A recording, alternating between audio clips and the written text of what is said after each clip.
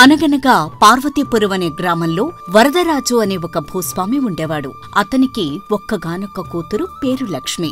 చిన్నప్పట్నుండి ఎంతో అల్లారుముద్దుగా పెంచుకుంటాడు. ఇక ఆమెకు యుక్త వయసు రాగానే ఆమెను పెళ్లి చేసుకుంటావంటూ చుట్టుపక్కల గ్రామాల నుండి అనేక మంది వరదరాజుల వద్దకు సంబంధాలు తీసుకుని రావడం మొదలు పెడతారు. అలా ఒకరోజు సంబంధం తీసుకువచ్చిన పెళ్లిళ్ల పంతులు మరికొంతమంది అక్కడ ఉండగా వరదరాజులు ఇలా అంటాడు. అయ్యా, ఇంతవరకు మీరంతా వచ్చినందుకు కృతజ్ఞతలు. అయితే నాకున్నది ఒక్కగానొక్క కూతురు. నా కాబోయే అల్లుడు తెలివైనవాడు, కష్టపడి పనిచేసి సుఖపడాలన్న గుణం కలవాడు అయి ఉండాలన్నది నా కోరిక. అయ్యా, ఈ రోజుల్లో పిల్లనివ్వడానికి పిల్లవాడికి ఎంత ఆస్తి ఉంది అని చూస్తున్నారు. ఇక నేను తీసుకువచ్చిన పెళ్లి సంబంధాలన్నీ పెద్ద పెద్ద ఆస్తిపరులవే. అటు 7 తరాలు ఇటు 7 తరాలు కూర్చుని తిన్నా తరగని ఆస్తి వారిది. అలాంటి ఇళ్లల్లో ఉన్నవారికి ఇక కష్టపడి సంపాదించాల్సిన అవసరం ఏముంటుంది చెప్పండి? ప్రతి ఆడపిల్ల తండ్రి ఇక్కడే పొరపాటు పడుతున్నాడు. అల్లుడికి ఆస్తి ఎంత ఉంది అని చూస్తున్నారు, కాని అతను ఏమీ లేనప్పుడు, కష్టాలు వచ్చినప్పుడు తన తెలివితేటలతో ఎంత సంపాదించగలడో చూడటం లేదు. ఏమిటోనండి మీరు మాట్లాడేది? అసలు నాకు ఏమీ అర్థం కావటం లేదు. సరే, అయితే ఇప్పుడు వివరంగా చెప్తాను వినండి. అసలు అల్లుడికి ఆస్తిపాస్తులు ఉండి లాభం లేదు. ఎందుకంటే ఎంత ఆస్తి ఉన్నా అసలు కష్టపడకుండా అలా ఊరికే కూర్చొని తింటే ఎవరి ఆస్తైనా ఎంతకాలం ఉంటుంది చెప్పండి? మీరన్నది నిజమే. అయితే ఇప్పుడు వీరందరినీ ఏం చేయమంటారో అది కూడా మీరే చెప్పండి. మరేం లేదు, ఎవరైతే నా కూతుర్ని తమ కోడలుగా చేసుకుందామని అనుకుంటున్నారో వారంతా ముందుగా మీ కొడుకుల్ని నా దగ్గరకు పంపించండి. వారికి నేను ఒక చిన్న పరీక్ష పెడతాను. అందులో నెగ్గిన వారికి నా కూతుర్నిచ్చి పెళ్లి చేస్తాను. ఇందులో మీకు ఎటువంటి అభ్యంతరం ఉన్నా మీరు ఇప్పుడే ఇక్కడి నుంచి వెళ్ళిపోవచ్చు అని మొహమాట పడకుండా తానేమనుకుంటున్నాడో వారికి వివరంగా చెప్తాడు వరదరాజు. దాంతో అక్కడికి వచ్చిన పెళ్లికొడుకుల తల్లిదండ్రులందరూ ఏదో ఆలోచించుకుని మారు మాట్లాడకుండా అక్కడి నుండి వెళ్ళిపోతారు.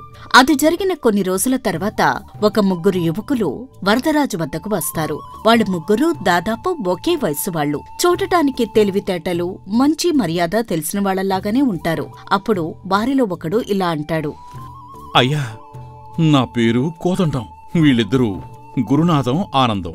పెళ్లిళ్ల పంతులు మమ్మల్ని ఇక్కడికి పంపించారు అని వాళ్లు చెప్పగానే తాను కోరుకున్నట్టు తమ అదృష్టం పరీక్షించుకుని తనకు అల్లుడిగా మారడానికి వచ్చిన యువకులు వేరేనని తెలుసుకున్న వరదరాజులు వారితో ఇలా అంటాడు. హో, మీరేనా ఆ పంతులు పంపించిన యువకులు? మీరంతా నేను పెట్టబోయే పరీక్షకు మీ తల్లిదండ్రుల వద్ద అనుమతి తీసుకుని వచ్చారా? మరి ఆ పంతులుగారు మీకు అన్నీ చెప్పే ఉంటారే? చెప్పారండి. మీ అమ్మాయిని పెళ్లి చేసుకోవాలంటే మీరు పెట్టిన పరీక్షలో నెగ్గి మా తెలివితేటలు మేము నిరూపించుకోవాలి అని చెప్పారు. మంచిది. అసలు నేను పెట్టే పరీక్షకు ఎవరూ రారు అనుకున్నాను, కానీ మీరొచ్చారు. సరే, అయితే మీరు ముగ్గురూ చేతిలో చిల్లిగవ్వ లేకుండా ఎక్కడికైనా పోయి నెల రోజుల్లోపల మీ కష్టంతో ఒక 100 రూపాయలు సంపాదించుకురండి.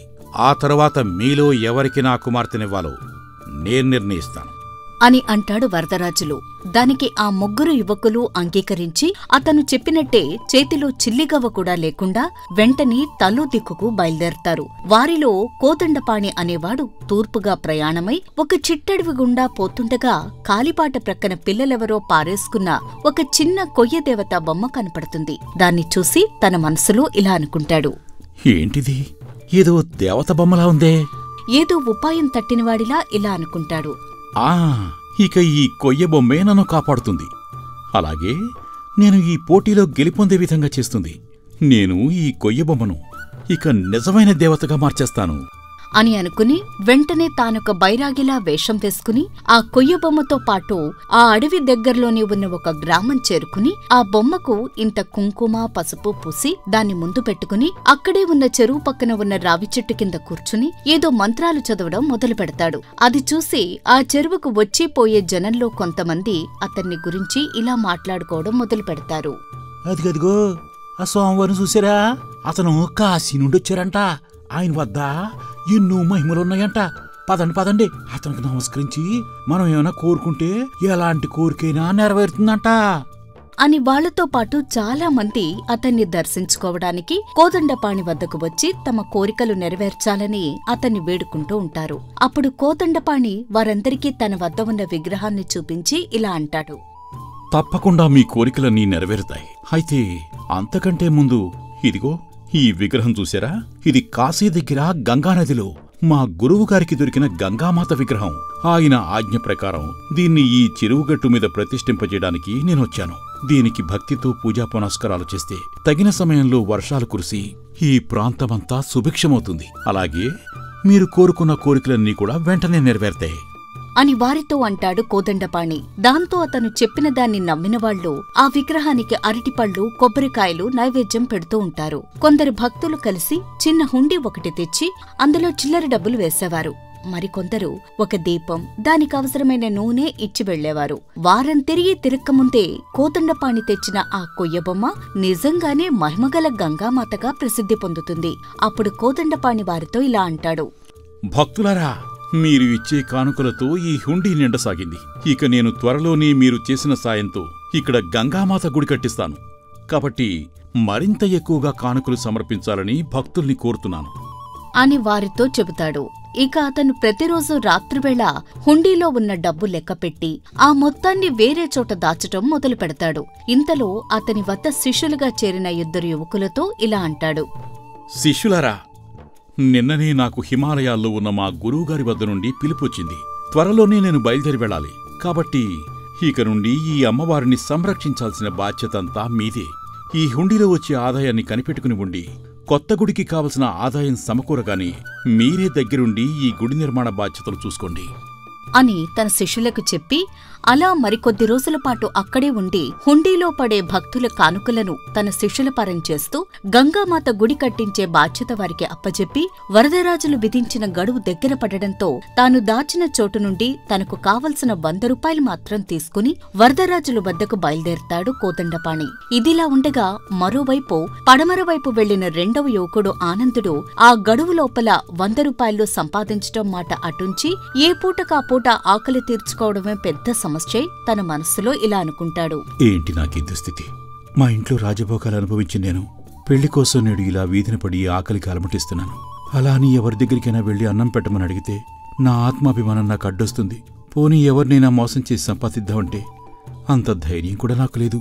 కానీ ఈరోజు నేను ఏదో ఒకటి చేసి నా ఆకలి తీర్చుకోకపోతే నేను ఇక బ్రతకడం చాలా కష్టం అని బాధపడుతూ ఉండగా ఆ దగ్గర్లో చేతిలో తినుబండారాలతో ఆడుకుంటున్న 2 చిన్నపిల్లలు కనపడటంతో ఆకలికి తట్టుకోలేని ఆనందుడు వారి వద్దకు వెళ్లి వారి చేతుల్లోంచి ఆ తినుబండారాలు లాక్కుని కడుపు నింపుకుంటాడు. తన ఆకలి తీరిన తరువాత తన మనస్సులో ఇలా అనుకుంటాడు. చీచి, ఇక నేను ఈ బతకడం కన్నా ఈ పోటీ నుండి తప్పుకుని మా ఇంటికి తిరిగి వెళ్లిపోవడమే మంచిది. పెళ్లి కోసం ఈ సంబంధం కాకపోతే మరో సంబంధం వస్తుంది. కానీ ఇలా బ్రతకడం నా వల్ల కాదు అని ఆనందుడు నిరాశతో ఇంటికి తిరిగిపోదామనుకునే దశలో ఆ రోజు రాత్రి అతడు ఒక వీధి వెంట నడుస్తూ ఉండగా ఎవరో ఒక వ్యక్తి వెనక నుంచి పరిగెత్తుకుంటూ వచ్చి అతడి మీద ఒక మూట పడేసి పరిగెత్తుతూ ఉంటాడు. అంతలో వెనుక నుంచి ఎవరో దొంగ దొంగ పట్టుకోండి పారిపోతున్నాడు, త్వరగా పట్టుకోండి అన్న కేకలు వినిపించడంతో ఆనందుడు అక్కడ పరిస్థితి గ్రహించి ఆ పారిపోయేవాడిని తరిమి పట్టుకుంటాడు. అంతలో కొందరు మనుషులు అక్కడికి వచ్చి ఆనందుడితో ఇలా అంటారు. అమ్మయ్యా, మొత్తానికి పట్టుకున్నారన్నమాట. చాలా మంచి పని చేశారు. ఈడొక పెద్ద గజ దొంగండే. మా జమీందారు గారింట్లో ఇలువగల నగా నట్రా దొంగిలించి తప్పించుకు పారిపోతుంటే మేము ఇతని ఎంటపడ్డాం. చాలా దూరం నుండి ఇతన్ని మేము తరుగుతున్నాం, కానీ మాకు దొరకలేదు. మీరు కూడా మాతో రండి. మా జమీందారు గారితో చెప్పి మీకు ఏదైనా కానుకలు ఇప్పిస్తాం అని ఆ నౌకరు అనడంతో వారితో బయలుదేరి జమీందారు ఇంటికి వెళతాడు ఆనందుడు. అక్కడ జరిగిన సంగతి తెలుసుకున్న జమీందారు ఆనందుడితో ఇలా అంటాడు. భేష్, నీ వలన మా పోయిన ఆస్తి మొత్తం దొరకటమే కాక నువ్వు ఈ దొంగను కూడా అతి సాహసంతో పట్టుకున్నందుకు ఇదిగో ఈ చిరుకానుకను నీ సాహసానికి బహుమతిగా స్వీకరించు అని కొంత డబ్బును ఆనందుడికి బహుమతిగా ఇస్తాడు ఆ జమీందారు. దాంతో అతను ఆ డబ్బును తీసుకుని ఆ పోటీలో తను గెలవబోతున్నానని ఎంతో సంతోషంగా వరదరాజుల వద్దకు తిరుగు ప్రయాణమవుతాడు. ఇక ఉత్తర దిక్కుకు వెళ్లిన 3వవాడైన గురునాథం మధ్యాహ్నం వేళకు ఒక గ్రామం చేరి అక్కడ ఒక ఇంటికి పోయి వారితో ఇలా అంటాడు. అయ్యా, చాలా దూరం నుండి ప్రయాణం చేసి వస్తున్నాను. నాకు ఈ ఊళ్ళో ఎవరూ తెలీదయ్యా. నాకు చాలా ఆకలిగా ఉంది. ఇంత తిండి ఉంటే పెట్టండి. మీ పొలం పనో తోట పనో ఏదైనా చేస్తాను. సరే, నీకు నేను భోజనం పెడతాను. కానీ నువ్వు పనిచేసేందుకు నేను చిల్లిగా కూడా ఇవ్వను. నీకలా ఇష్టమైతే చెప్పు.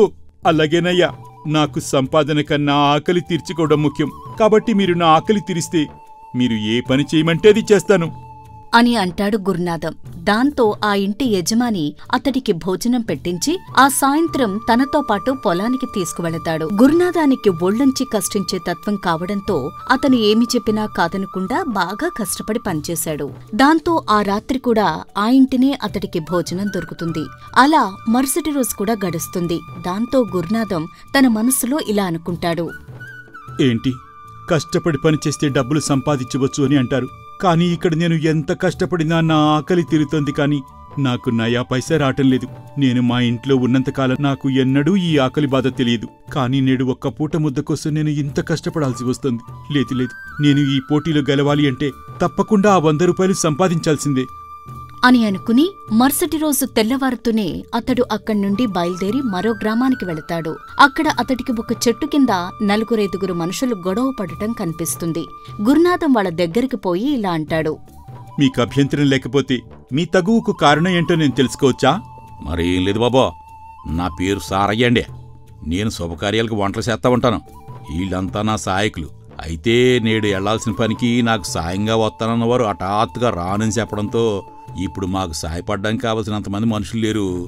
అందుకే మేము ఇప్పుడు ఏం చేయాలో తెలియక ఇలా గొడవ పడుతున్నామండి అని వారి హడావిడికి కారణమేమిటో చెప్తాడు సారయ్య. దాంతో గురునాథానికి ఒక ఆలోచన వచ్చి అతనితో ఇలా అంటాడు. అయ్యా, నాకు వంట వార్పు తెలియకపోయినా పిండి రుబ్బడం, నీళ్లు మోయటం లాంటి పనుల్లో నేను మీకు సాయపడగలను. కాబట్టి మీరు నన్ను పనిలో పెట్టుకుంటే అది నాకు మీకు ఇద్దరికీ ఉపయోగపడుతుంది. సరే అయితే ఇక ఎప్పటికిప్పుడు నాకు వంటవాళ్ళు దొరికే అవకాశం ఎలాగలేదు. ఇక అక్కడ చూస్తే నేను ఒక మూతబుర్ర రైతు ఇంట వంటకొస్తానని మాటిచ్చాను. కాబట్టి నువ్వు మాతో రా అని అతను ఏదో ఒక చిన్న పనిలోనైనా పనికొస్తాడని గురునాథాన్ని తన వెంట తీసుకుపోతాడు. తనతో పని చేయించుకుని అతని చేతిలో 100 రూపాయలు పెడతాడు సారయ్య.